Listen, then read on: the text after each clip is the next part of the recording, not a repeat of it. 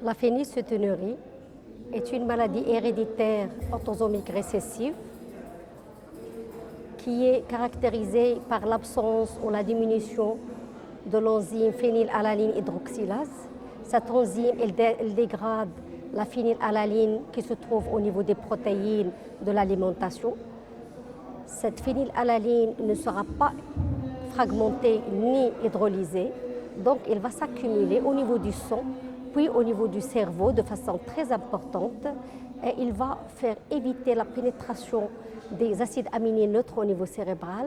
Donc on aura des dommages cérébraux par l'atteinte de la substance blanche, et aussi on aura aussi une déficience intellectuelle avec une diminution de la production des neurotransmetteurs.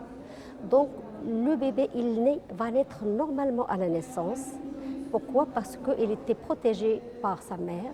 Puis après, la phénylalanine va s'accumuler progressivement et les signes cliniques vont apparaître progressivement.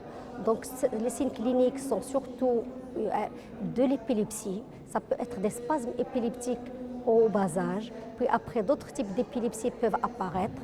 Donc c'est un enfant qui va faire montrer une déficience intellectuelle importante qui va s'approfondir avec le temps, des troubles psychiatriques, des troubles autistiques, des troubles de comportement avec agitation.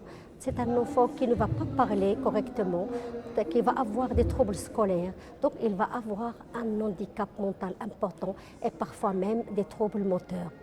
Donc pour éviter cet handicap important, c'est un handicap qui est évitable par un dépistage néonatal systématique et par l'instauration d'un traitement. Le traitement il est à base de produits diététiques spécialisés de la phénylcétonurie.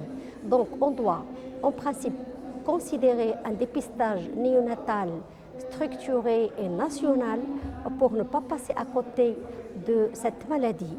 Et puis après, dès que le diagnostic est fait, le temps est très important en matière de phénylcétonurie.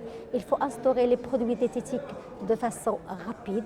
Et ces produits diététiques spécialisés qui ne comprennent pas la phénylalanine ou produits hypoprotidiques avec une teneur très diminuée de la phénylalanine, ils doivent être considérés comme des médicaments.